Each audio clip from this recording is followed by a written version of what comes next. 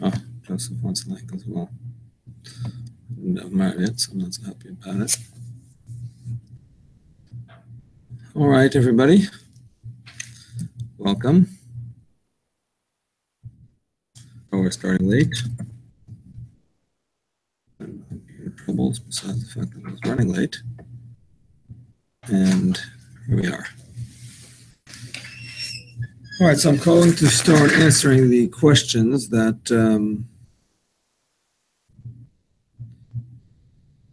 Yoram posted.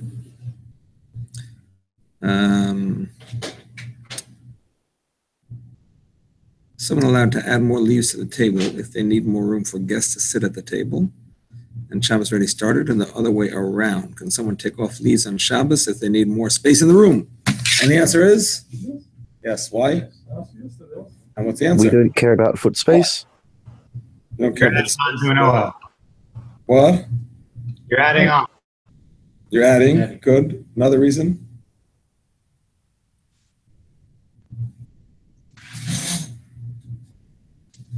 No walls. It's pre-existing. Exactly. Now, no walls is a problem if you are doing it for protection. But if you're not doing it for protection, even if you need the space, no walls is no problem. Got it? Does it also make a difference that you're adding to an existing table? That's another reason. It's an existing table. That's also true. I'm sorry? Wall, like let's say when the legs on this solid, just to separate, like. If it had walls, if it had two walls. Like the legs will be like solid, right? Exactly. If it had two walls, then you would not be allowed to create the whole thing unless you do it with the siman. But here you're anyway adding to it. Now, if but wait, it's all connected basically, besides the extra piece. Right. So why it can't be so much as a problem? It's connected. Extra piece is not connected, so what do you mean? But the rest is you're allowed to separate it. Not going to allowed to separate it even? Anything you can make, you can also separate. So we said so many reasons why you're allowed to make it, so you can also separate it. Now, in a case that you're not allowed to make it, for example, if you are making the whole thing and it has walls, then you would also not be allowed to take it apart. Although I did see different opinions about that. In other words, even in a case where you're not allowed to make it. Wait, we give a definition of a wall, what size and dimension and to consider as a wall. Some tables have like pretty wide legs, it's still considered as a wall. If it's more than a of wide. But if it's more than 7. I mean, in context of this case, where you don't actually need it for protection, but you're only, but it looks like an ohel with walls, so there it says 2 walls. I presume 2 walls means 2 proper walls over that whole side, not just a tefah. But in terms of whether or not the walls need to reach the ground, so in this case, it says, that it has to either reach the ground or get within 3 tefachim of the ground. But in a case where... How wide it will be? Is it the whole length of the table? On two sides for it to be an issue. But on the other hand, when it comes to a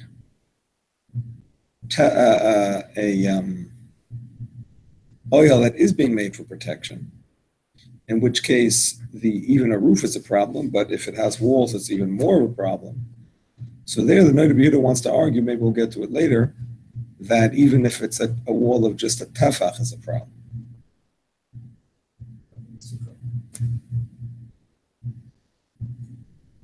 What do you mean in the sukkah? Sukkah also, the third wall is... I'm talking about tefach down. I don't want to tefach down. No. I want to tefach down.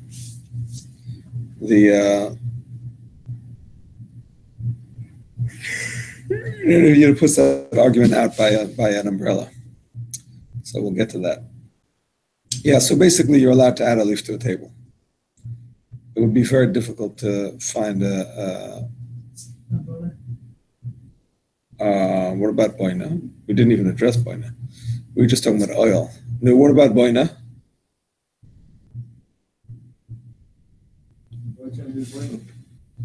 I don't know, maybe you're Is putting it like with the oil is like around yesterday with the folding chair that comes. Now the folding chair is only a heter if it's a leaf that's built in. I mean, some tables have a leaf that's built in. It's like you unfold it, up it up.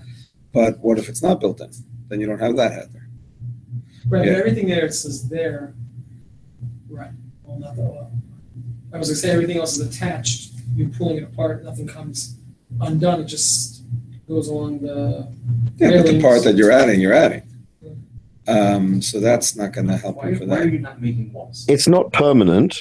Table, now you have empty space, and you're putting something in that's A table has no walls. What does that mean? at the sides, the leaf, Well, the lip, the little lip that goes the down. lip, right? That's You're- nothing. That's nothing. You're out of nothingness, you're. You're making only a top. You're not making walls. Now the truth is, like in I said, terms of boina, it's not permanent, is it? in some cases, a tefach wall will be a wall, but that's only if it's a wall for protection and a roof for protection. But if it's a wall like this, where it's not real protection, certainly if it doesn't reach the ground, or at least 3 tefach of the ground, it's not an issue. Is a shulchan considered as a keli? Yeah, why not? So we said there's not beyond the keli, no? So simple, that's it. No, in general. Opinion we said- B'Kelim? I don't know, that's it. We you could have mentioned this, no? done Shin Yud Gimel and Shin Yud Dalet in a minute. That's it. Ein Binyan B'Kelim. Next. That was only Rashi, man. Rashi says Ein Binyan B'Kelim at all. That's correct. Tosfos says what? Tosfos says Ein Binyan B'Kelim if it's a Binyan Garua. But a Binyan Gomer, something that's strong, tight, there is Binyan B'Kelim. So this is unlikely to be tight. All right, so yeah. I'm sorry? This is unlikely to be tight. And what if it is? If you screw it in, then you've definitely got a problem. Yossi says it's not tight. And if you screw it in, then it's no good. It's not screwed, just depressed, that's it. Well, if you screw it in tightly, it's definitely a problem. So, Chaim is here. I didn't know you wanted a link. Okay, but you found it Let anyway. me ask you about this leaf. Some leaf have like pins that go into the other hole on the other side, so they're not gonna slide. Yeah. Mine have those. Is those, in just now, this is not, it's not the issue, just in general, that the pins go into the holes? But it's mine have- It's not bona. It's a keli.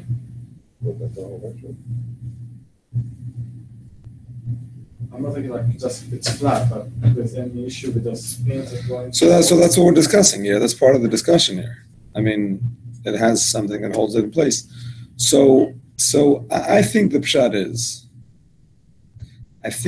is that since it's not made with any kind of umnos, even if it's made tight, umanut, Oh, no.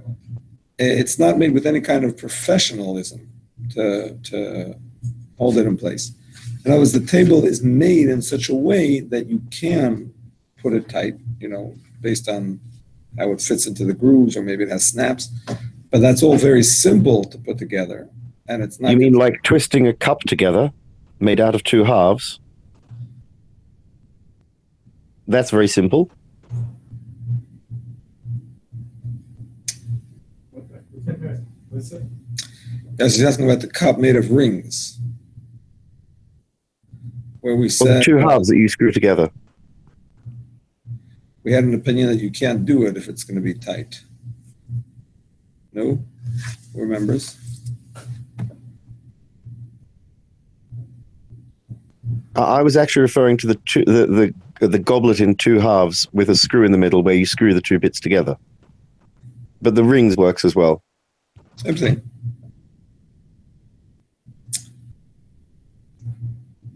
All right, so who's going to get us out of this?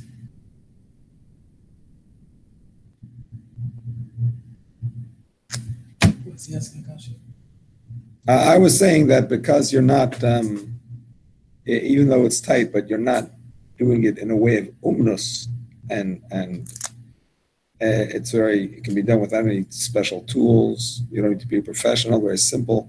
So even tight is not considered a problem if it's done very simply and easily.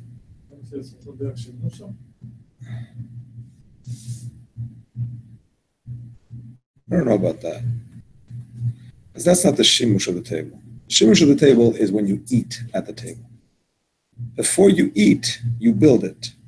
Now, maybe it's not a way of building permanently, maybe not, but it's not the way you use it. You understand what I'm saying? The way you use Lego is you put it together. That's how you use it. You understand what I'm saying? There's a difference. Here, the way you use the table is you eat at it. Need it bigger, you build it bigger. If you're going to find that that lift could be a problem, so open a folding table is also going to be a problem. No, not correct. This one is already had the roof. I'm just stating. Not correct. Once it's all together and you're just opening it, you're not actually building it because it's all built. You're just putting the parts in place. Just like it's not an ohel in that case. It's not like making an ohel, we said. It's also not making a binyan because everything is there already. You're just moving it around and, arranging it. It's the same idea. Let me look at that halacha about the cups and see if we can come up with something here. Because obviously it has to be mutter. I mean, everybody does it. So I'm not suggesting it should be us. Also, my table has a leaf that goes in. I'm not saying it's not allowed. You never heard of it? I've never seen it being done. What, a leaf? Adding a leaf to a table? On Shabbos, I've never seen it. Could be everyone else. Absolutely. I would say it's like the most. So also my table has a leaf that goes in, and it's got a small groove on little bumps and grooves, similar to the door hinge that we were talking about earlier. Right.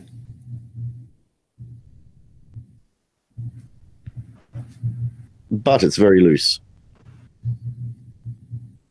So the Alter Rebbe in 3:13:20 says, even assembling implement made from component parts of this building in a complete sense if one firmly attaches the parts, i.e. he forcefully inserts them in a manner that requires strength and professional expertise.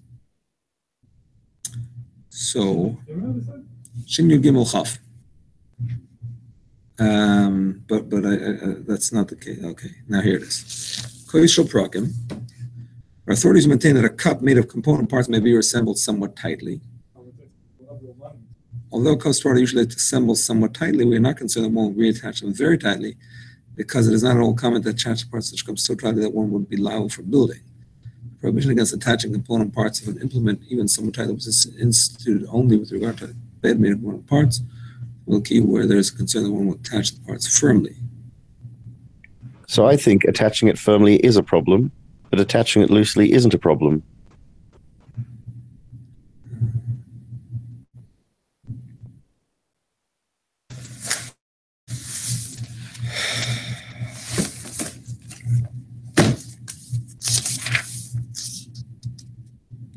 It is permitted to add a leaf to a table. I'm reading from the 39 Malachos to accommodate more guests. The leaves are fitted with pegs that fit tightly into grooves in the thickness of the tabletop to keep the extra leaf firmly fitted and secure. Then adding the leaf may be questionable since the table is thus being assembled. Wow. If necessary, one may add the leaf with the intention of removing it just after the meal in accordance with the opinion of some poskim that a prefabricated table may be assembled if it will be disassembled very shortly thereafter. Wow. There you go. Unbelievable. We actually learned something new today. All right, let me look up the notes here. Boina, 169. Doesn't even sound so rough. Aim-based measures, please finish. Yeah, that's true. Ayin Elhar 106 to Efshad Yeshlach L'Moisel Din Mita Shaltarsi. Amen is that used near the Mutter B'chol Gav Din Zodech Tashmi Shasai. Can Achram Din himself as Daf B'Shulchan Shechibur Pur Gezel Kol Dekref Tashmi Shasai Sharaf Lachatchila. When only Shatasim Dasim in a period Chem Tashmi Shasai Gvar for the program Dach is Loitz B'Shosh in the Tzarch. Come on, Mr. Dirk Nemet Salach with the Masham Tas. I suppose I'm trying to Chalk in the Zeh. Yeah, I mean, he wants to say it's derech tashmisha, but I don't see Rabbi Ribiat, David Ribiat. I don't see that as being obvious, because, I mean, it's like a bed. What's it on a bed? A bed is an issue if you do it tight, right? Mita shatasim, the Gemara says chayav chatas. People used to take apart the beds and put it back together. That's the same thing. I mean, they used to do it all the time. They used to traveling salesmen. They used to take apart the beds and put it back. So they were doing it all the time. But that's not derech tashmisha. That's derech tashmisha is to sleep on a bed, not to put it together. That's the building before you sleep on it. So I don't. Really, with the leaf, you have to put it in tight. You can even leave a little bit of gap between the leaf and the table. It's still going to be there. It's not going anywhere.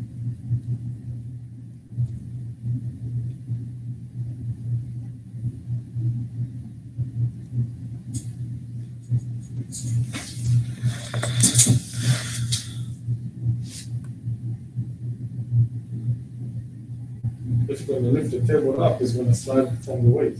Yeah. If you can hold the table like this, it's going to open.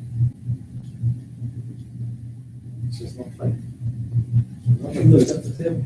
No, if you lift the one side like this, it's okay. This slanted. It's going to get open. It's not so tight. It's not blocking. Mine actually has. No, you have to lock it when it's closed. Nobody's open. Okay, so he does bring down that the Shmir Shabbos is mekel, based on the Marasham. And there's two concepts that the Marasham seems to be saying. First of all, something that is for a very short period of time. It's not binyan at all. And based on that, he says, if you do it, you should take it apart right away, right after you use it. And second of all, he wants to argue that because you take it apart all the time, so it is derech tashmisha. Meaning to say, different than a bed, I don't know, maybe they left it there for a day or two, and then they took it apart. But here, it's more like the screw tops of the bottles where you take it apart all the time. I mean, that's considered usage. It's not considered. The argument I was saying, you could say, well, a bottle, the way you use it is drinking from it. Opening and closing it is not the way. No, because it's all the time, opening and closing, that's called derech tashmisha. Yeah, but that's not a very comparison to a table. It's actually not, because we had a table. The whole table on. And we had a table that we literally left open for 15 years. A leaf for 15 years, because that was our main table, and we needed it big.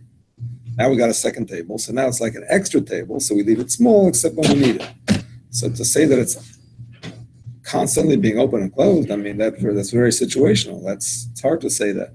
It's not like a bottle. Definitely not like a bottle top, doesn't seem.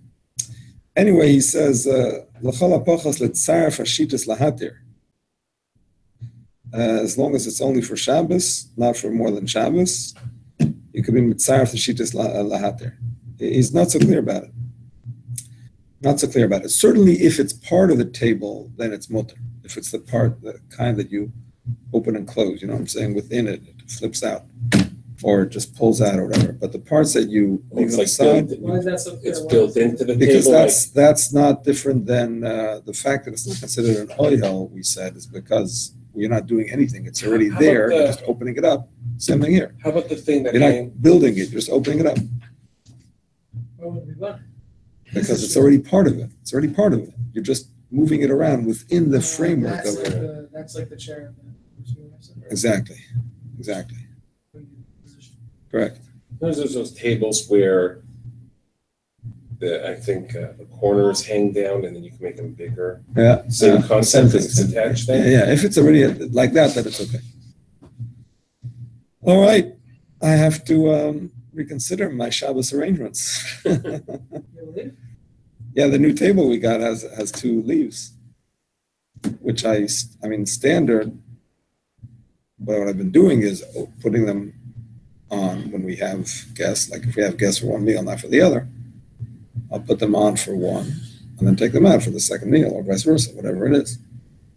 So, got to rethink that. All right. What are you saying? Can you just put them in and not tighten it up? In my table, no. It's either tight or it's not in. It's just the way it's built is that it snaps into place. If you don't snap. So we have an IKEA table where it's got snapped. We put it in, and there are grooves to stop it coming out terribly much, but it's not tight at all. So you can actually snap it in, but we lost those snaps. So they go underneath it. So whenever we put it on, it's very not permanent. So that's better. That's better. What were you saying? I didn't know until tonight. Yeah, hashgacha pratis. What do you know? Saying that if you don't put it on for a temporary purpose, let's say you have in mind to put it on for the day, but you're going to leave it throughout the week, it would be the same as you take it off, right? Yeah. So let's say the opposite. Let's say you have dinner with guests, and then you just put it on. You put it on before Shabbos to have dinner with guests. Shabbos night, guests leave. You take apart the table, and then you're planning on leaving it like that until the next time you have guests. For 2 weeks. To put it off, Right. So that's what I'm saying. Same thing. That would be what? Same thing. What issue is that? Stira. Wherever there's binyan, there's stira. Right. So it's a what? I mean, if it's considered tight, and if you don't apply the heter, it could be a shiloh deraisa. Mine has those pegs. I'm thinking about it. So it fits in tight with the pegs, you're saying? Yeah, and then there's like a latch that connects both pieces together. So without the latch, maybe it's not so tight, you're saying? I mean, what does it mean not tight? My son wouldn't be able to. If I wanted to, I can have someone stand at the end of the table, or I can even go to one end and pull, and then it would make a space. Right. What does it mean? What does it mean tight? Like, is anyone by just eating on it going to move it around? No, it's way too tight. The thing itself, the leaf is super heavy. Right. Like, I can carry it, but it takes a lot of energy. Yeah, but I don't know if the heaviness. No, I don't know. I don't know if the heaviness makes it considered tight. You know what I'm saying? Because that's not the. No, it's not. That's not that you're putting it together. That's just a heavy it's also thing. going in the. It's also going in the grooves. In the grooves. Well. Like a little peg that sticks out. No, it has the peg, but I'm thinking it goes in grooves. Like the bottom has a thing that goes in that rail. Right. Anyways, so there would be a problem if you're not planning on taking it off on Shabbos. So it would be a problem with doing that, taking it off on Shabbos.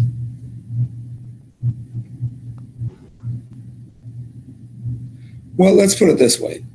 According to the opinion that says that something that you make for a very small amount of time is not a binyan, according to that opinion, even if you put it in before Shabbos, you would be allowed to take it out. Because the fact that it's not a significant binyan means there's no, saying that opinion that he quotes here, that if it's for a very short time, it's not a binyan. Where is that? But he doesn't just say you lie nice, you lie. Right. What was the other one?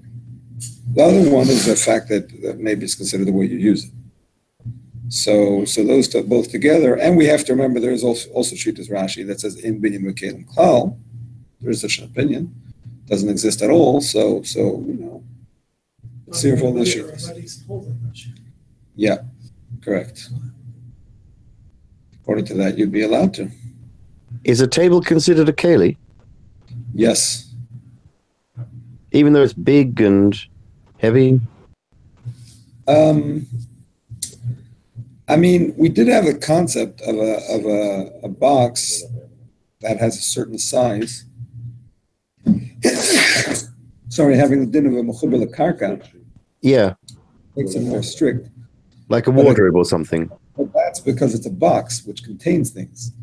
So therefore, it's even if it's empty, but because it could be filled and then it becomes too heavy, that's why it's considered mechubel karka. But a thing that does not have walls, like a table, I don't think that would apply.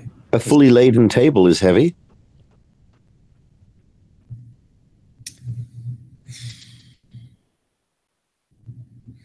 I mean, The whole thing of that is a chiddush, and I only heard it about a box, so I'm not gonna say that it applies to a table. If somebody says it, maybe, I don't know. Sorry. You're talking about the table, it's tight, so it's going to be a problem. According to the Rebbe, to be tight, it's to be there for one of the Gvura. Yeah, but that same Alter Rebbe brings about cups. But the cup, no, on the cup it say that if it's going to be tight, that you need to use the Gvura one. He doesn't say Gvura V'omnos by the cups. Of course he did. No, he does not. You just read it. Chaf מה Aleph. שצריך לזה גבורה באומנות, הרי זה קניין גם. Kois Shel Prokim. Are you in Chaf Aleph? חף. No, Chaf Aleph. Chaf Aleph, Kois Shel Prokim. חף א'. I said Chaf, and then I said Chaf Aleph. Look in Kois Shel Prokim and Chaf Aleph. Kois Shel Prokim, חף is also kosher prakim. Kli Shel Prokim. I'm talking about Kois Shel Prokim. And Chaf Aleph, when he talks about Kois Shel Prokim, which is certainly not Gur V'omnus, because, I mean, people took it with them to travel. They didn't need umnus. I mean, you didn't have to be a professional to put together those cups. No, so when I say for me, Keli shel prakim, what are you talking about? Which Keli? Any Keli? Any Keli, yeah. אוקיי. זה שהתקם בחוזק בעניין שצריך לזה גבוהה ואומנות. הרי זה בניין גמור. Yeah. Okay, so let's assume that the table is a kli shel prakim. Yeah. Okay, you're not doing it tying it to a gvura ואומנות. I understand, but in Chaf Aleph, did you see the Chaf Aleph, Kois Shel Prokim? יש רואים ממשף שדרך כלי יסבורו קצס, מותח זלת כקצס. אז...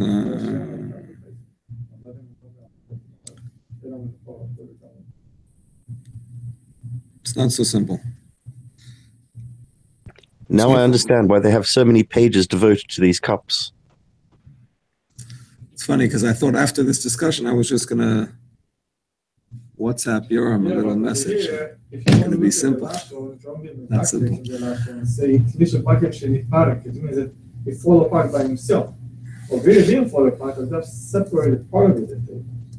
Or we're talking about something that happened by himself, שנתפרק, not like שפירקו, שנתפרק. What's the difference? Was it different? Yeah. Why not? What's the difference? Over here נתפרק, and then the issue to put it together. Over here I'm not separating, I'm not breaking completely the table. So what? Still consider the table even if it's open, So what? it doesn't eat it from its name as a table when it's open. This one, the kli shel prakim, it doesn't have Torah Kelim. I don't know. It's a chiddush, maybe. I don't know. I don't know. Does I mean, that's not some. I mean, you're saying you can add to a keli. You can't create a keli, but you can add to a keli. I think there are Rishonim that say that, by the way. I think there is a diuk in the Rambam that that making a kli from the beginning. I think there are those that want to say that the Rambam holds, like Rashi, that ain binyan b'kelim, but not if you make a complete keli. You know what I'm saying? I think the Rambam there's a diuk in the Rambam that says like that, but I don't know if that's halacha l'maisa. I think it's only shita. You know what I'm saying? I don't think it's the maisa. I'm not sure. My table doesn't have beliefs, so I'm not worried about it. I'm not sure. Definitely something to think about. And the other question was. The water and Oh yeah, so it really depends if the little thing there is Yad Seletas Boy or not. If it's Yad Seletas Boy, it's no problem. If it is not, it is a problem. the water connected, so the water temperature can be this water. The chances are it's Yad Seletas Boy, but I'm not going to give a sock on things. I don't know. The water has to be connected because the level of water. It's definitely connected, but the question is, maybe it's outside. Maybe it gets cooked. We Cools but off. it's still gonna get mixed up with the temperature of the water inside. You know, so it's physics. It's not like about. It is physics, but it's outside, so maybe the heat doesn't get so hot. I don't know. Not simple. not simple. Yes. I don't know the numbers behind it, but I remember learning that in that type of urn or vice, it's okay because that little amount of water, something like that. I don't want to say why he says yes. I think I remember that actually. Psikresha lenichale, and it's such a small amount, it's not significant. I think I remember such a. I remember he says yes about that. I remember even you mentioned yes. Yeah, I think I remember such a thing. Plus the fact is that it might be Yatzalet boy. We mentioned it in Bishop. Yeah. Plus the fact that if it was once Yatzalet boy, then according to the Ramah, it's still allowed as long as it's a little bit warm. If you remember that. Yeah. Yeah. So there are poskim that are matir based on those different when the factors. water goes in, it automatically. I don't know how these things work. I barely even have seen one. I do know what you're talking about. When the water goes in, it automatically goes to wherever it is. So that water doesn't technically have to be at slow. That's what we get. The rest of the water heats up. Yeah. Who says the water that initially goes to, to the measuring? Right. True. Indeed. Okay. Now that we've kind of almost. Where's Yoram? I don't know. I think he's in Israel. Oh.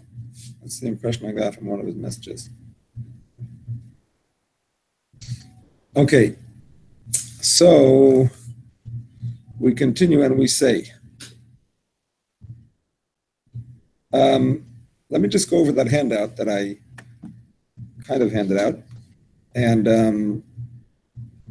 go over anything that I already discussed yesterday that's in it. My space was tefach, question of eggs,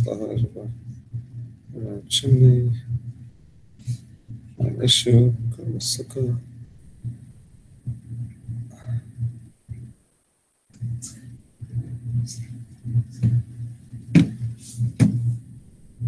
Okay, one question I do want to answer based on this handout. We'll get to the rest of it later.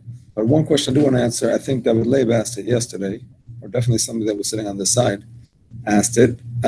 We said that if you put up a roof over a sukkah, if the roof is within a tefach of the schach, we said it's okay because it's not a roof, because we already have the schach there. Similar to what? On top of the schach, or underneath the schach, whatever. So, and we said it's similar to putting a tablecloth over a table, where you're creating the sides, but you're not creating the roof, because the tablecloth is sitting on the table. And walls without a roof is nothing. Walls and roof is something, even if you're not intending to create a protection. But, but the Rabbanan, it's something. But walls without a roof is nothing. But the question is, well, it's a roof? No, it's sitting on the table. The table is a roof. That roof is already there. So the same thing if you put the cover, the rain cover, right over the schach, not a tefach in between, it's no problem. So the question was, as you're putting it down, there's going to be more than a tefach at one point. Or do you have to slide it in from the side and keep it level? You asked that. I knew it was from the side. Okay. Yeah, so it seems clear, although it's not 100% to me, but it seems clear that it's okay, because when it comes to the tablecloth, nobody says you have to kind of slide the tablecloth very gently. It says you let it put a tablecloth on. As you're putting it on, it's coming down. It's more than a tefach, and you have the walls there also. No, it's no problem. Because you're not, that's just temporary. It's kind of going down. It's nothing. It's for a second. But at the same time, there's going to be a question on that from the halacha of paroiches, spreading out a curtain, which we'll get to in Yirtzeh Hashem shortly. All right, my friends, at 9:11, we are continuing.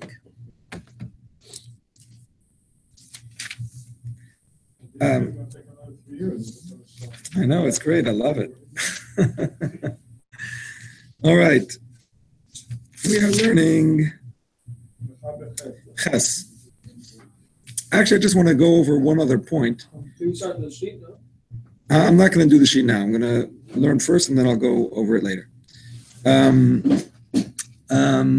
One other point from Mishamer, something that was kind of bothering me, We learned yesterday about this mishameres, about this filter that you're not allowed to put over kalim, which the Mishnah Berurah describes, by the way, as something that you spread on a kind of a ring, and then you put it over. And the ring actually holding it. And then the ring holds it, then you put it over kalim. That's what it sounds like from the Mishnah Berurah. But in any case, my understanding of the problem, based on the Alter Rebbe, is that it's uvdin dechoil, Silchos Shabbos, because you might come to strain with it, and therefore they included it in oil. Meaning, say it's really not making an oil, because you're just putting the roof, and the walls are already there. The keli presumably is already there. You're just putting it over. Now, if the keli is not there, by the way, if the keli is not there, and you're moving the keli to put it there, plus you're putting it over, then it's an issue with oil. Okay, but you could get rid of that issue by simply changing the order. Like we said, if you put first the roof and then the walls, if it's an unintended oil, that's allowed, right? But here the Alter Rebbe is saying, no, there's another issue that you may come to, it's zilza, it's ud mechol, you may come to strain it, and therefore it's a problem regardless. But rather than saying don't make a strainer, they said we're going to consider it asiyas oil. We're going to put it into that category of isra, sorry. And maybe that explains why you're allowed to do it if you're not going to, if you're doing it in a permissible way. I mean, it says if you're going to simply put oranges on it, or you're going to use it for permissible straining, then they didn't forbid it, because it's not technically an oil. It's not a real oil. If it would be a real oil, it would be forbidden regardless.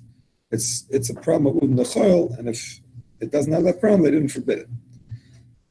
But what's bothering me just that the Alter Rebbe doesn't say a word about straining. The word of the Alter Rebbe was, gotta get out of 3313, come back to 350.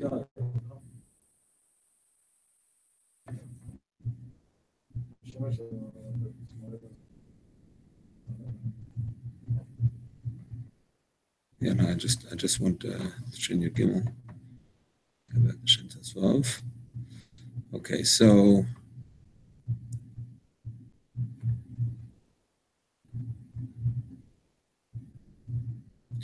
yeah, Aslan Taisla Vaischa, I'll be Shagaga. Kan also Gedish Las Gedish or Isa Bachol, Mishum Silchos Shabbos. It just bothered me that the Alter Rebbe was so ambiguous. What does it mean?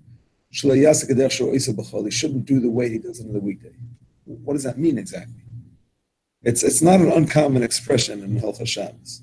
It's like a catch-all used in the case of Ud and Nechol. You shouldn't do it the way you do it during the week, and it's a Silchos Shabbos. Why didn't the Alter Rebbe just say, like the Magen Avraham says, that you might come to strain? Spell it out.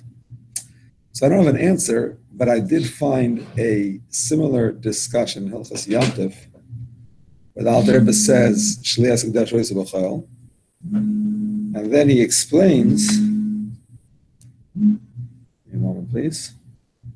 Hello? Oh, Baruch Hashem. I'm middle of a shir. Can I call you back in like an hour?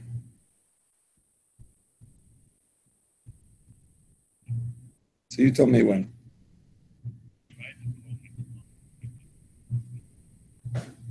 10 o'clock your time. Okay, that should work. Okay, thank you. All right, sorry. So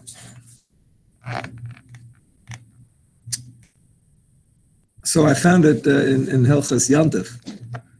So the halacha is on Yontif, if you want to send something to your friend, you want to send your friend a gift, some chickens, some goats, whatever it is. Yontif, you're allowed a shecht, you can send them.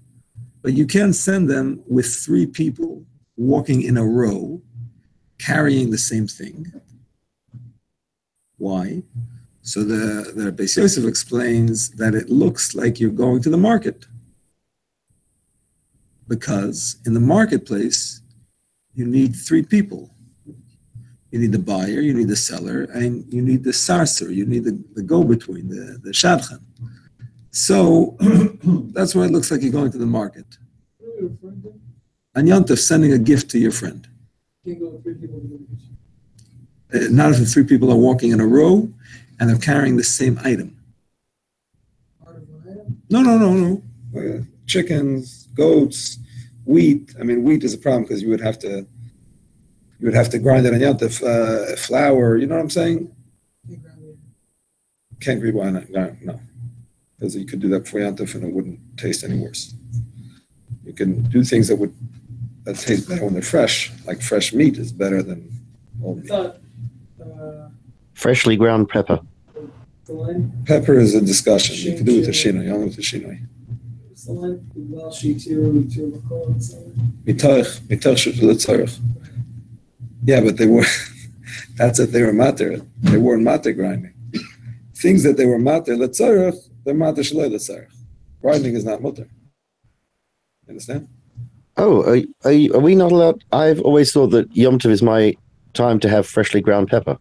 With the shinoi, only with the shinoi. Does that mean not using a pepper grind or using a pepper grinder differently? Now you ask me to remember too much. It's stored in a different drive in the memory disk. Okay, I'll look it up then. It's in tough Kuf Bays, 502. 502 out there, the Shulchan Aruch, or the regular Shulchan Aruch discussed that.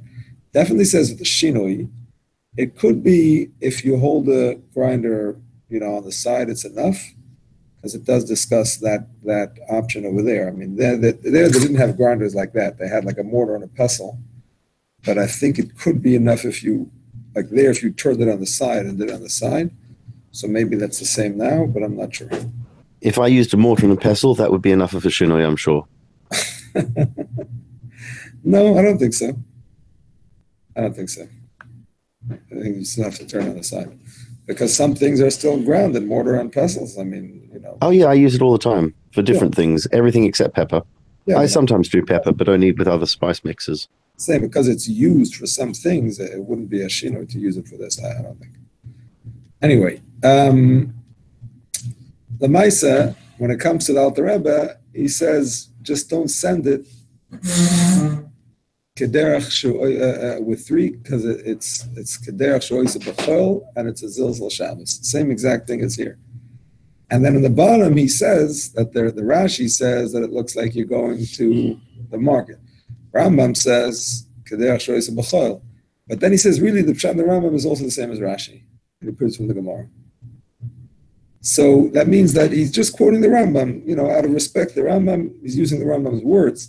But really, the Rambam meant that that's a weekday kind of carrying because that's how they shell things. Exactly, that's how they sell things. So coming back over here also, I think is the same pshat. Don't come to do it the way you would do it during the week, which is associated with straining. That's l'chor the pshat. Anyway. As I mentioned, they were right to be restrained, the yain and the water. Right, exactly. You shouldn't come to a forbidden strain. You shouldn't come to a forbidden strain. Yes, so basically the sin is not exactly the issue because you're allowed. No, you're not allowed to strain except for very few cases. Yeah. So I'm saying the normal kind of straining is forbidden. That happens to be a permissible type. But if you would be allowed to create it, you might do a forbidden type. Okay, let's go back to the Mechaber Ches. Kol oil meshupa she'en begaga tefach. V'lo b'pachas mishloisha somoch legaga reichav tefach. Harei ze oil arai, v'oisa oisa lechatchila b'Shabbos poter.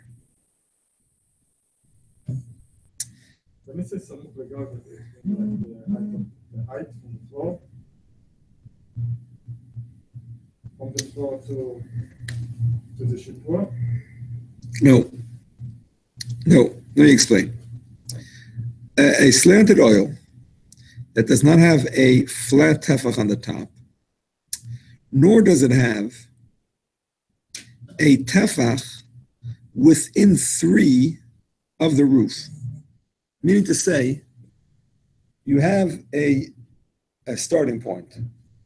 Let's say you have like a talus that is draped over. This? There's a wall? And there's a... You could say that. You could say that. I mean, that's not what I had in mind. Just pass a paper, please, for a second. Thank you. I mean, you're talking about when it's only going down one side. I was talking about more if it's going down from two sides, like this. So And it's concave. Okay. Here's what it is. So you're talking about like that. I'm talking about like that. But either way, if there is going to be, if it spreads apart in such a way that there is a tefach within 3 of the top. Oh, it's like an architect. If there's a tefach within 3 of the top, then if it spreads out to the tefach, in other words, if it spreads out very, very tight degree, so that by the time Or you get to the if it's a I'm sorry? concave. Yeah. So if you had a sheet on a rope and it had lots of extra material, it would then fall straight down at the top and then it would spread out. Exactly. So as long as it doesn't spread out to a tefach within 3 of the top, so then it's not considered to have roof of a tefach. If within 3 of the top, it does spread out a tefach, so then that's all considered lavud to the top. Actually, here we're saying lavud l'chumra. I'm just realizing. We said in the past is the question if you say lavud l'chumra or not. Here we're saying it l'chumra. We're saying if you have a tefach spreading out within 3 of the top, we're considering it as if it's flat on the top.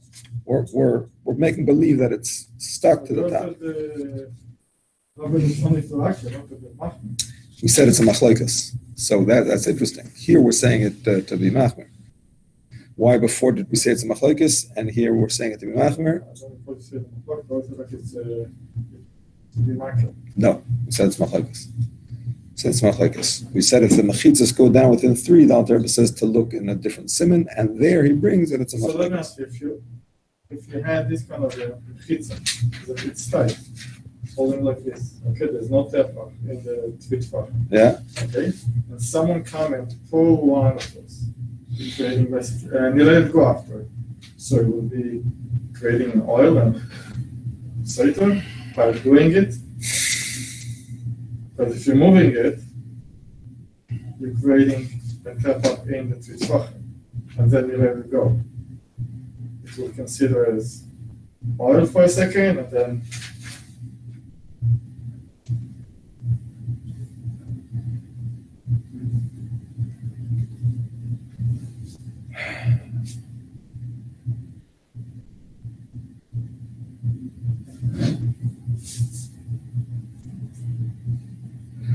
I mean, it would seem that it's a problem. If he did it, he didn't realize this is something else. But lachatchila, it seems that it's a problem.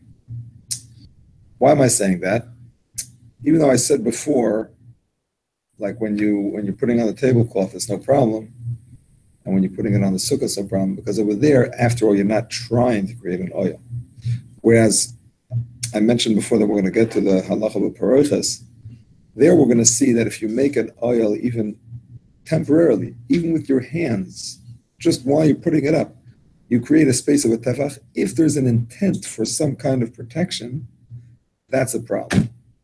So what Does I this said mean? before, one second. When I said before that a momentary oil while you're putting it down is no issue, that's when you didn't want to make an oil. You understand? But if you want to make an oil, even though you don't want to make it with the specifications that is a problem, you want to make it with the specifications that is not a problem. But lemaisa, if you do it in a way that is a problem, and your intent in general is to create a protected space, that's a problem. You understand? If you remember, we had a unusual case where you're covering the kila. You have a bed, the kila. You have a bed with 4 posts, and over that post you already have something, and now you want to put a kind of screen around it, and that screen is held in place by something that fits directly over the kila, and it has a rim that goes around it. You know what I'm saying? We mentioned this. We did it quickly 2 weeks ago. Maybe last week. So basically, you have the roof, but now you're putting the wall. You already have the roof, and there's going to be a roof that goes on top of that roof, and then it's going to hang down on the sides. So There we said we can't put it on the wall. Oh, so now, over there we said, if it wouldn't have a rim spread, sewn in, so it wouldn't have to be tightly fitted, you could just put it carefully, hold, over the top, never lift it up a tefach, and you just tell that's okay. It's a tight thing. No matter how you do it, it's going to be a tefach lifted up as it's coming down, and it's a problem.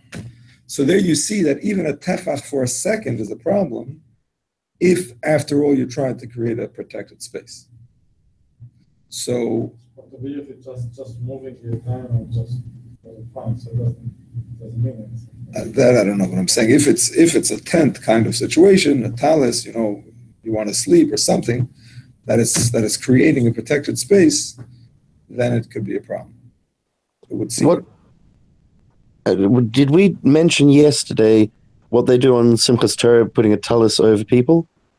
We touched upon it because we said that a chuppah, according to the Magen Avraham and the Alter Rebbe, a chuppah is not considered a protected space.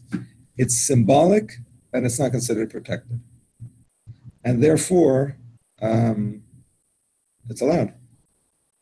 Okay. But when kids take a sheet and put it between two beds and go crawling underneath, that's a problem, is it?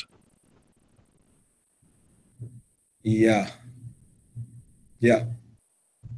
I didn't realize that. My kids are going to be very upset. Yeah. Mine are already. Yeah. That's a problem. It provides hours of fun, but it's a problem. Because they obviously want the protected space. They want the little privacy and the whatever. Okay. But you can start. One other question. Why do we say that if there's one tefach within the top three tefachim, it's as if there is a tefach there? I would have thought that it would only be one tefach, in the same way that if you put a roof within one tefach of schach, it's considered part of that roof. So are we saying that the space of a roof is one tefach or three tefachim? The space that is considered a significant roof is that it has to be a tefach by a tefach in terms of its, the two-dimensional space, and it has to be a protecting over a tefach. So it has to be a minimum of a tefach cube kind of situation. No, I get that. But here we're saying that if it widens to the width of a tefach within 3 tefachim of the top, then that tefach is considered to be like it's flat. Understand? Yeah. So we're essentially saying that a roof. I'm just going to explain. In general, a roof that's not flat is not a roof. But halachically, anything within 3 is considered connected. So within the first 3, we're going to pretend that it's flat on the top. We're going to pretend it's connected to the top, and it's like a flat tefach. That's the issue. So why don't we say 3 tefachim for cover over schach? Why do we only say 1? We could say 2 tefachim above schach is connected.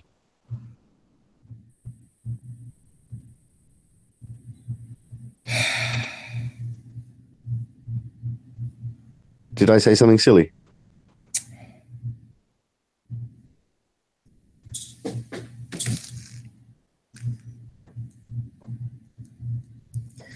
The problem with lavud is that sometimes we use it and sometimes we don't. And if you apply it the way you're applying it, then anything within 3 tefachim is going to be considered like it's a solid block, and you won't have any oil issues. We know clearly that if you create a protected space over an area of a tefach, that's a problem of oil. So what basically you're asking is, well, why do we even consider that space like it's a space? Why don't you consider like it's lavud and it's just filled in? But that's not how lavud works. Lavud doesn't work that it's considered filled in. It's considered as if it's connected, not as if it's filled in. You understand? When we say that within 3, I understand. Yeah. it's as if it's connected to the top, but it's not like a block of whatever. And a last question then. What if I have a roof, if you imagine going up and down, so I have, so it spans, let's say, 3 tefachim, there's never a tefach, and it goes in a triangular up and down zigzag pattern across. I don't really. That's definitely a roof, but technically, according to this, you could say it's not. What is it? Sorry, the what? Imagine a zigzag pattern going sort of triangles, like corrugated iron. Yeah. But more, but up and down. If I had lots of these non-roofs, right? If I had to go if I never had a tefach, yeah, would that be considered a non-roof because it was made up of for the purpose 100? For the purpose of what? An ohel. If I had 100 strings, each less than a tefach apart, and I went and I put something on top of it, so that it went up and down. Am I making any sense? Not really. I mean, if you have strings that are already within 3 tefachim of each other, we said you could add to it. So what's the problem? Okay, understood. Yes. In Silchos Shabbos, it doesn't mention that, say, like, so it have to be at least a tefach to consider as a gag. That was sukkah. Doesn't say like it would be in the 3 tefachim. So, for example, if you have, let's say, something like this, and there's no tefach over here on top, it will not consider as a roof. It has to be at least a tefach on top. It doesn't mention that it has to be in the 3 tefachim. Because physically, if you're making something like that, in 3 tefachim, for sure you're going to have tefach. It's physics. It's not physics. It depends on the angle. Why do you say that it's physics? It depends on the angle. Calculate. It depends on the angle. We just said no. It could be, it'll be a tefach. Could be not. Depends on the angle. If it's like this, then it's not going to be. If it's like this, it is going to be. So you're asking if we apply the same halacha. If there's an angle, basically it's going to be not an angle. You will get 1 tefach in 3 tefachim. Depends on the angle. Depends on the angle. I don't know the degree, but I'm sure you can figure it out fairly easily. But you're asking in Hilchos Sukkah, do we say the same thing? You're basically, that's your question. I'm saying, so you're asking, can we apply it? You're asking a question. Here we have a principle that this lavud creates a tefach roof. Can we apply that over there? And if yes, why doesn't it say it? I don't know. All right, my friends. So there's 2 ways of learning pshat in this machaber. And I'm going to tell you the Mishnah Berurah's pshat first, and then we'll read the Alter Rebbe, and we'll see how the Alter Rebbe learned pshat. The machaber learns that it's talking about an ohel kavua. Who says? The Mishnah Berurah. Yeah. And it's saying that even if it's kavua, if it doesn't have this tefach roof, it's all midrabanan. If it's not kavua, listen carefully, big nafkamina. If it's not kavua and it doesn't have a tefach roof, it's mutar from lachatchila. You understand? That's the way the Mishnah Berurah is learning pshat. The Alter Rebbe learns completely differently, and if I'm not mistaken, it's based on the Rish's understanding, which the Mishnah Berurah also does quote in the Bir Halacha, although he doesn't learn pshat like that in the Machaber. Here's Tesvav in the Alter Rebbe. Ohel Meshupa. He said the Mishnah Berurah says that it would consider ohel kavua. No. Even if it's permanent, have a flat roof, it's not Midaraisa. Doesn't have a tefach. Tefach flat, It's or going to be considered zarai. it's going to be considered arai, it's going to be only also Rabbana. But the flip side of that is that if it's not kavua, if it's arai, and it's less than a tefach, then it's mutar gomer. Then it's no problem.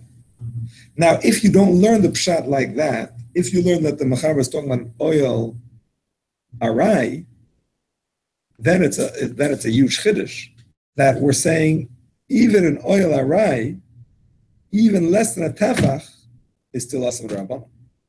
Even a roof. Until now, we always discussed a tefach. Needs a tefach, top, sides, whatever. And here we're learning a chiddush that even less than a tefach roof is still asam rabbanon, even if it's arai. That's the way the Alter Rebbe is going to learn. Big difference. Here goes Tezvav. Oil meshupa. Im yesh beroisha gag rocha tefach beyosher. Yafilim beroisha tefach li yesh bepachas mishleshet tefachim samach l'roisha rocha tefach. Shekol pachas mishleshet tefachim ukol lavud. Excuse me, Razek Ilu yesh beroisha gag rocha tefach. There is oil kavua. Im uasu lehiskayim. Anoito is b'shav chayim mishum boina. Mefarka chayim mishum soiser. K'may soiser ben yagam. Here is the English. The following laws apply to a slanted shelter. If it has a flat roof a handbreadth wide at its top, and it is made to stand permanently, it is considered as a permanent structure. One who erects such a structure on Shabbos is liable for performing the forbidden labor of building, and one who dismantles it is liable for performing the forbidden labor of demolishing.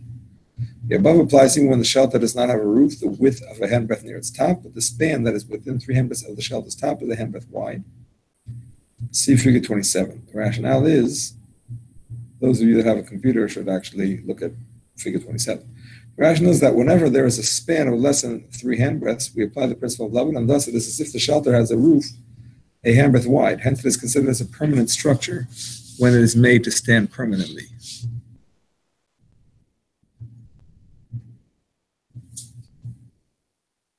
All right, I'm just going to turn this computer around for all of you to see.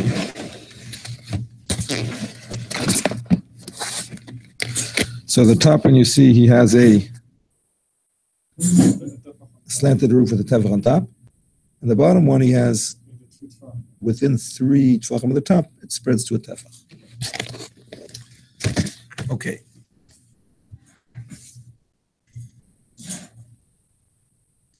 Ava meish ein beroish gagoy tefach. V'le pochim shlish tefachim samch l'roish rechav tefach. Harei ze oil arai. V'oisoi se b'tchila b'shavas potter. Aval asam de reseifim bein l'toyse bein l'porka. Afilu einei asam l'kiyum klal. Listen carefully to the way the Alter Rebbe learns the pshat.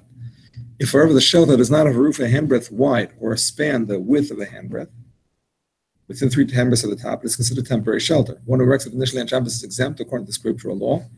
According to rabbinic decree, however, erecting or taking down such a shelter are both forbidden, even if it is not built at all to last.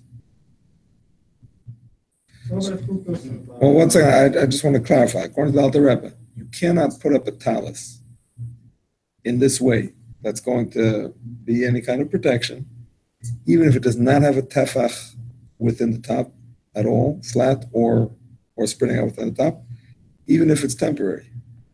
Midirabanan, even less than a tefach, if it's for protection. Again, we're not talking about you making it for chuppahs and for all kinds of other reasons. If it's for protection, midirabanan, it's also even less than a tefach, even temporary, according to the Alter Rebbe. Yes. Regarding the roof tefach, yeah. Going to the pictures that you saw, it's like this. Yeah, okay? yeah. It actually have to be a tefach material. Absolutely. Or it's going to be a space, you're going to say it's lavud or because in this. I don't know. You know what I mean? Yeah, no, it has to be. It has to be. So draping a blanket. Lovewood is nice. No, I mean, I just wanted to know if it's. No, lovewood is not a protection. You understand? The whole thing is we're talking about an oil that's going to protect. So if the roof is only a lovewood roof, it's not going to protect. You see what I'm saying? If you have a roof, you can use lovewood to make it considered as if it's bigger. You know what I'm saying? But if the whole roof is not there and it's only because of lovewood, that's not a protection. See what I'm saying? Draping a blanket over a baby buggy is a problem, is it? Draping a blanket over a baby buggy. Let's open the floor for discussion on that one. To protect from the sun. Let's open the floor for discussion now that we're somewhat learned. Hopefully we're learned enough to know what we don't know, at the very least. Draping a blanket over a baby's stroller. What would be the difference between that and tablecloth? Buggy, is that the same as a stroller? I'm not familiar with buggy. Same as Yep, stroller. stroller. What's the din? No? What's the difference between that and tablecloth? What? If you put in a blanket. What's a baby buggy? It's. A stroller. Stroller. It's You tell me, what's the difference between that and a tablecloth? Where are we putting this? Well, you want the protection. Yeah, the sun. Poor thing is getting sunburned. Over the Over The the couch. open area. let's talk about a small baby, not a sitting baby, a lying baby, flat, like a bassinet kind of thing. Let's talk about that. It has walls, and the baby's lying flat like a little baby, and you're putting the blanket over the walls. You're thinking there's already. You're thinking there's already that. Sometimes there is. For discussion, I didn't say. You tell me. Well, we've definitely got a tefach by a tefach by a tefach. We definitely want the protection. It wasn't there before, so we're creating something new. It sounds extremely problematic to me. Extremely problematic. So how could you get around it? What about the Chazon Ish? I thought he said you could use a bonnet on a baby buggy. Well, you're not going to smother the baby. Chas v'shalom. Poor thing. You're adding instead of adding to a bit. Oh, so what the suggestion is here, if you have part of a roof, at least one tefach, strip of a roof of protection, then you can add the blanket to that protection. That's correct. Would that be like that cover thing? If you have one. So but does it have to be partially open? Even. Yes. As far as that's concerned, when such a thing is there, the Chazon Ish would say it doesn't have to be partially open. We mentioned him last time. It's already there. We'll get more to him later. But in general, something that's bunched up is not considered like a protection yet. So you wouldn't be allowed to add a blanket to that if it stays bunched up. Now, whether or not you can open that depends on the Chazon Ish or the Alter Rebbe. We discussed it yesterday. We'll get more to it later. But do we definitely have a problem where if we don't have anything pre-existing, we just can't do it with a blanket? That's correct. Yes. Okay. I don't have a head there. If there's nothing there. I did not daven, no. Because up there. Yeah, I'm trying to figure out. Yeah. How many do we have? I did not. I didn't know either. 4, 5. 3 people. So a rain cover on a buggy that is also very problematic. Yeah. Unless it already has a partial covering, it's a problem to put any kind of covering that's for protection. So if you've left it open a tefach, Yeah, you have no problem. correct. That's correct.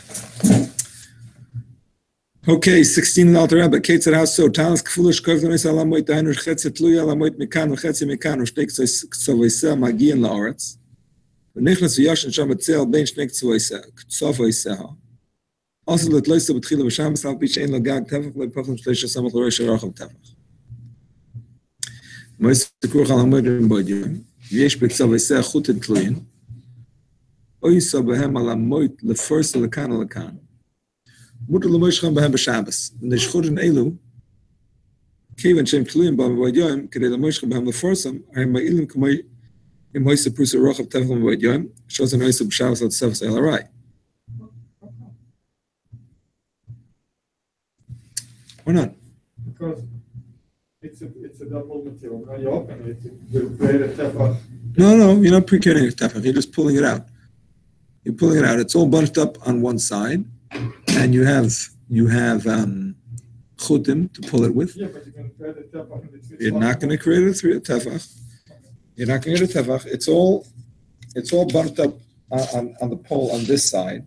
You're pulling it out, but you're not creating a tefach space because it's the angle is such that there's no tefach space.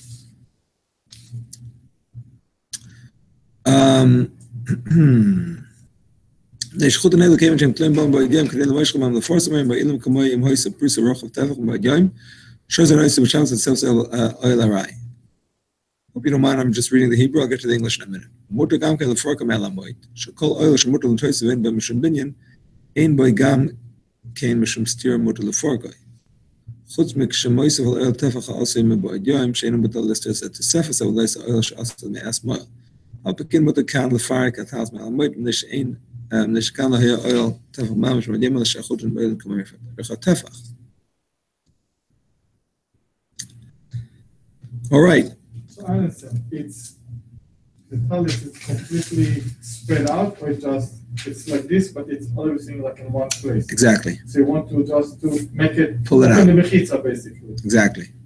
It's not a mechitza, it's a tent because you're sleeping there. Okay, but you're allowed to open it this way? No, not that You mean way. like to open it, to expand it, basically? Yeah, exactly. But you can't make it that gag tefach. We're going to say that in a minute. In the very next sif, Alter was going to say that. In the end of the Vav, if you have something like that, even if you're just doing it for a second, No good. it's higher. Yeah, no good. Well, that's not chayiv. In asal kiyum is awesome with Rabbanan. To be chayiv, it has to be kavua. But if it's even for a short time, it's awesome with Rabbanan. What is implied? There's a folded cloth draped over a pole. I'm reading 16 in the English, Tazan in English. There's a folded cloth draped over a pole, one half of which hangs down on one side of the pole, the other half on the other side, and both sides reach the ground. Why do both sides have to reach the ground? See the Halachic Digest of Rabbeinu Yitzchak Al-Fasi 56b. I'm not sure why he mentions the sides reaching the ground. I'm guessing that he's saying it's mutter even if the sides reach the ground, as long as you have either one tefach spread out or even strings by which to pull it. I'm guessing that's the Kiddush.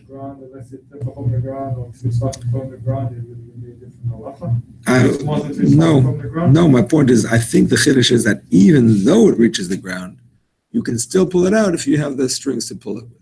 If it doesn't reach the ground, how much more so? I think it's just saying a bigger Kiddush.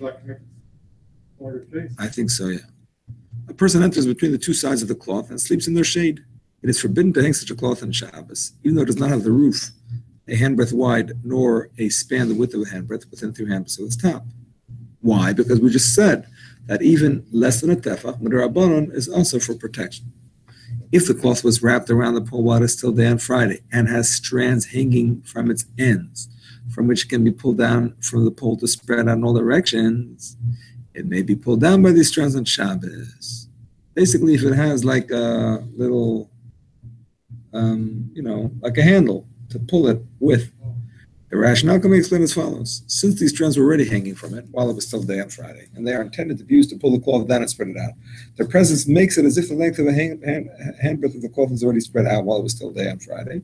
Such an instance, by using these strands, is considered as if one is merely adding to temporary shelter on Shabbos. In other words, just like if an ohel arai is already open at tefach, you can pull it out further. So these strings that you use to pull it with, they show that it's supposed to be opened. So we consider it as if it's opened already. It's indicating that it's supposed to be opened. So that's the chiddush here. Moreover, one may also take the cloth off the pole on Shabbos. Rationality is that whenever it is permitted to extend a shelter and the forbidden labor of building does not apply, the forbidden labor of demolition also does not apply. And it's permitted to take apart the shelter. One exception is when one adds to a shelter a handbreadth that was made while it was still day on Friday. Although it is permitted to add the shelter on Shabbos, one may take down only addition of the shelter that was made the previous day. In this instance, it's permitted to take the cloth off the pole because the handbreadth length of it that was not actually extended while it was still day on Friday. It is only that the strands are effective as if its handbreadth length was already hanging down. Okay, so here's a chiddush. Listen carefully. Normally, when it comes to removing an ohel arai, you can remove whatever you're allowed to make on Shabbos. You can't remove what you can't make on Shabbos. So for example, you have a tefach that's already spread out. You can add to that on Shabbos. You can remove what you added to that on Shabbos, or even what you added before Shabbos, as long as there one tefach remains. The one tefach that remains symbolizes that you didn't completely destroy an ohel. Just like you're allowed to add to a temporary ohel, you're allowed to remove from a temporary ohel as long as you don't completely destroy it. You must leave that tefach. You're allowed to add it off the. Here's a chiddush. Exactly. Here's the chiddush. So it's not like means that it was open. You didn't have it tefach, you open it, now you're removing it. It means that it was closed. Exactly. Tefach, and now you want to remove it completely. Here's what it is. That's what you mean? Here's what it is. You have the talis completely bunched up on one side. Before Shabbos, less than that. You're allowed to open it on Shabbos because of the strings that are attached to it. There's no tefach open. Al Rebbe said, if it has strings attached to it, we just read it, if it has strings attached to it, you can open it because the strings make it clear that it's made to be open, so it's considered as if it's already open to tefach. You read it. Yeah, but it's contradicting the other places that you have to be open tefach. That's if it doesn't have a string. If it has a string, it's okay. If it has a string, it's okay. Now, before we didn't mention the string, because we never had a case where it wasn't the roof of a tefach. Remember, this is not a tefach roof. This is less than a tefach roof. So that's where we have this kula. We're going to see in the very next sif in Yud Zayin, if it's a tefach roof, there's no kula like this. You see what I'm saying? Yeah, I understand. Well, it's a chiddush, but we're only saying this chiddush because it's not a tefach roof. So it's a more lenient case in the first place. So we're going to allow you to consider the string that you pull it with to make it as if it's a tefach roof. So sorry, to make it as if it's a tefach open already, and you can open it. And here's the chiddush Al Rebbe says, and in this particular case, you're allowed to completely remove it on Shabbos. Normally we say you can remove the addition, you can't remove the original tefach. But over here there was no original tefach because it was completely bunched up on one side when Shabbos came in. It's just that you had the strings which allowed you to open it as if there was a tefach there, but there really was no tefach there. So therefore, if you're removing it completely, it's no problem because you're removing something that you were allowed to create in the beginning of Shabbos. There was no actual protection when Shabbos came in. We cannot apply this chiddush, let's say, with the sukkah of the Uno, that it's, let's say it was rolled completely, it doesn't have a tefach. But we have to the material of two strings that if you're pulling it, it's just not go. Sorry, no go, because there you're going to have a flat roof of a tefach. That's the very next sif here, B'medram Amurim. Continuing right along, very important. Kashein lagag tefach. Well, they pachad b'shesam rechav tefach. Yud Zayin. Yud Zayin. Yes, that's only if there is no tefach on the roof, and there is no tefach within 3 of the roof. But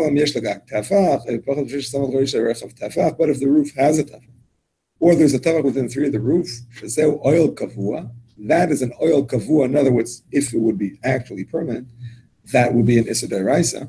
Ein achut meilin klum. The chutim have to be there before Shabbos. Yeah. Or Yeah. I can put them on Shabbos. No, before Shabbos. Like let's say with the hooks, there's a place that I can hook it. No, before Shabbos. Ein achut meilin klum. The strings will not help at all.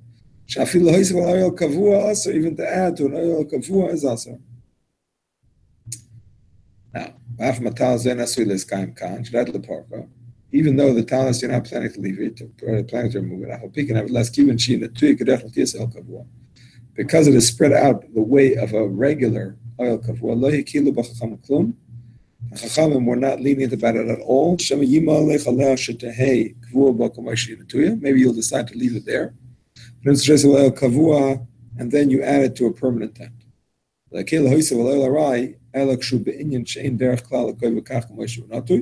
They only allowed you to add if it's not the way to keep it there. Like, for example, the way they used to spread the mat over the poles or over the roof. It's not normal to leave it there the way it is, spread out, and so to any similar thing. 1 second. Here we have a chiddush, very big chiddush in Alter B'Yud Zayin. If you have a situation of an ohel that has both a roof and sides, then you're not even allowed to add to it on Shabbos. Even if you have a tefach spread out, not only you can't add to it by having strings attached to it, you can't add to it even if it's already a tefach spread out. because creating the walls and the roof, that looks like an oil kavua.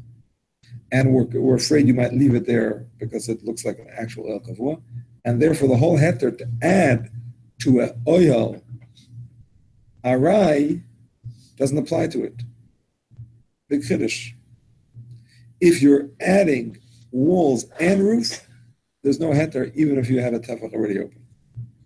With this, using a punch on Shabbos is not a problem. Using a what? A punch on? Punch. Oh. Clothing is never a problem. Clothing is never a problem because it's not stiff. It's not stiff. Yeah, but it's not stiff. We're gonna learn about hats. Hats could be a problem, depending on the opinions and on the stiffness and a lot of details in that. We're gonna get to it. Yes. They're waiting for us. All right. Well. We, Okay. On that you initial. got it already? Yeah. I think Then you can go. actually, I'll just find out. Okay. It's 9:57, but they're waiting for us for Ma'ariv. So we're going to break here, and we're going to continue tomorrow, next week in Mitzvah Hashem. A lot more to learn about this topic. Nevertheless, I do hope to wrap it up next week. Between Monday and Tuesday next week, we should hopefully finish Tazayin, Sif Tazayin. Well, Mitzvah Hashem finish this. We have to figure out when a good time for Chazorah is, but Mitzvah Hashem will finish this. All right. Have a good night, everybody. Thank you. Pleasure. All the best.